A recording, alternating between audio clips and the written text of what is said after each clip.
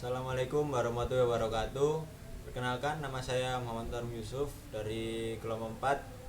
Eh, Kali ini saya akan menjelaskan tentang latar belakang pemanfaatan encoder rotary motor sebagai motion sensing pada mobile robot dengan metode odometri.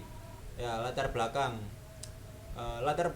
yang pertama yaitu mobile robot menjadi salah satu aplikasi utama dalam robotika, terutama dalam industri, pelayanan kesehatan, dan sebagainya. Kedua, pada mobile robot, odometri digunakan untuk menentukan posisi dan orientasi robot berdasarkan data encoder yang diambil dari roda robot. Yang ketiga, namun akurasi odometri dapat dipengaruhi oleh beberapa faktor seperti selip roda, tahanan gesekan, ketidakkeseimbangan, dan sebagainya yang dapat menyebabkan kesalahan pada pengukuran posisi dan orientasi robot. Yang keempat, oleh karena itu diperlukan metode yang lebih akurat dan handal dalam memperkirakan posisi dan orientasi robot pada mobile robot. Selanjutnya ada tujuan.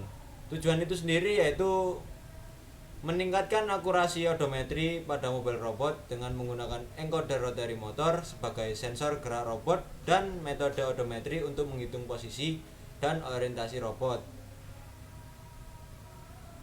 Selanjutnya yaitu ada metode. Yang pertama, mengambil data encoder dari roda robot untuk memperkirakan jarak dan arah pergerakan robot pada sumbu X, Y, dan Z. Yang kedua, menggunakan metode odometri untuk menghitung posisi dan orientasi robot berdasarkan data encoder yang diperoleh. Yang ketiga, mengkalibrasi data encoder untuk memperbaiki akurasi dan mengurangi kesalahan yang mungkin terjadi. Baik, selanjutnya yakni perkenalkan, nama saya Muhammad Kusnul dari kelompok 4. Di sini saya akan melanjutkan presentasi dari Mas Tarum barusan, yakni pada selanjutnya yakni terdapat flowchart.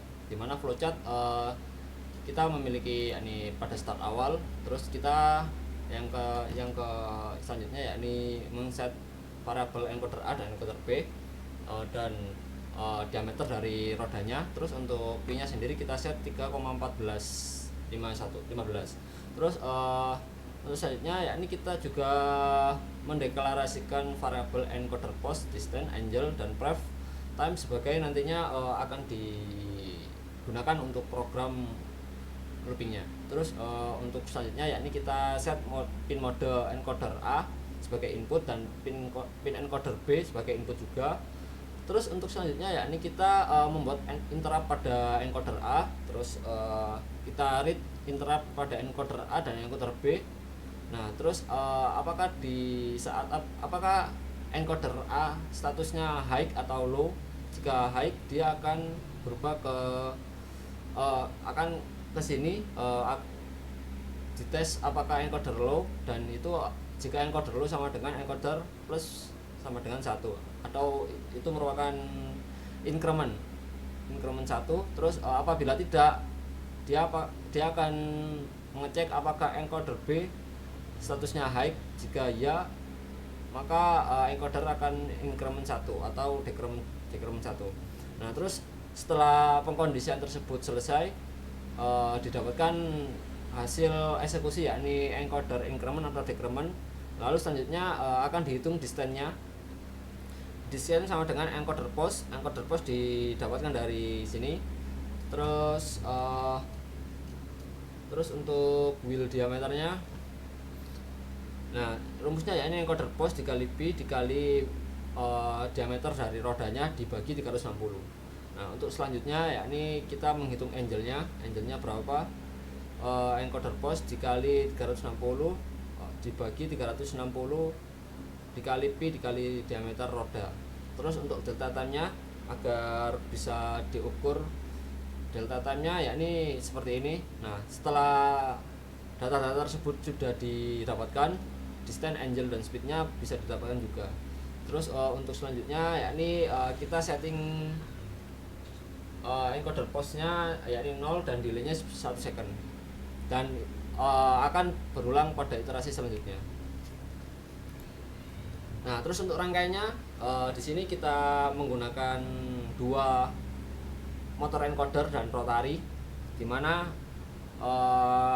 motor tersebut menggunakan driver BTS 7960 dengan terminal power distribution, dan untuk terhubung dengan baterai kita menggunakan baterai LiPo. Terus untuk masuk ke controllernya, tegangan masuk ke controller kita step down kan menggunakan LM, dan itu akan menghidupkan controllernya. Nah, untuk dari terminal ke driver motor kita menggunakan step up DC-DC agar power yang didapatkan dari baik. Untuk hasil percobaannya pada robot yang sudah yang ada di proposal, yakni robot menggunakan jarak berjalan dengan jarak tempuh 50 aktualnya, dan pengukurannya itu 49,5. Terus perubahan orientasinya dia berbelok-belok atau menghadap ke kiri kanan itu 0. Terus untuk selanjutnya yakni 60 ketika 60 jarak pengukuran tempuhnya itu 58,2 dengan perubahan orientasi minus 1,5 derajat. Terus yang ketiga yakni 70 tempuhnya 70 cm.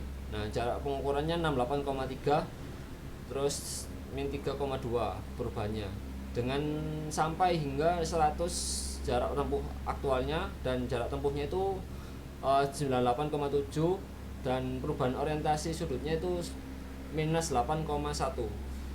Di sini dapat kita analisa hasilnya, yakni ketika robot berjalan sangat jauh, asumsikan kita melihat dari jarak tempuh 100 dan dengan jarak tempuh pengukurannya itu 9,87, dan perubahan orientasinya itu ordometrinya semakin besar. Jadi jarak tempuh yang semakin jauh, maka kemungkinan perubahan orientasi ordometrinya akan semakin besar juga. Terus untuk pengukuran dan error jarak tempuh secara aktual itu relatif sangat rendah. Jadi ketika 50 jarak tempuhnya dan jarak tempuhnya secara pengukuran itu 49,5, dan itu didapatkan dari hasil error selisihnya itu 0,5, dan itu tidak ada dari 1%-nya.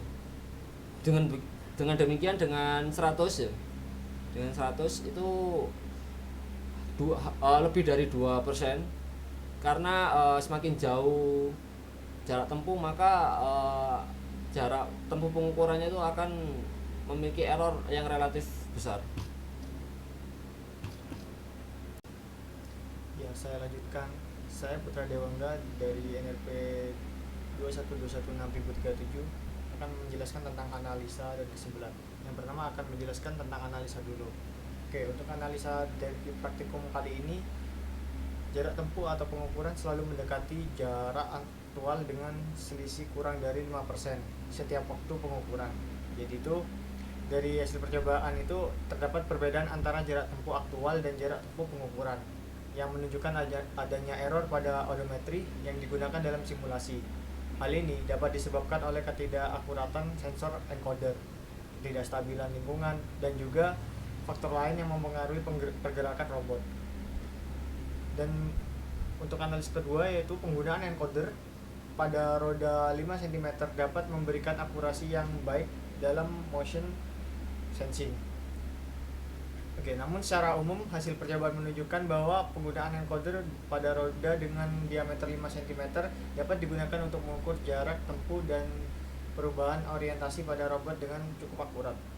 Namun, perlu dilakukan penyesuaian dan kalibrasi pada odometri yang digunakan untuk mengurangi error meningkatkan keakuratan pergerakan robot.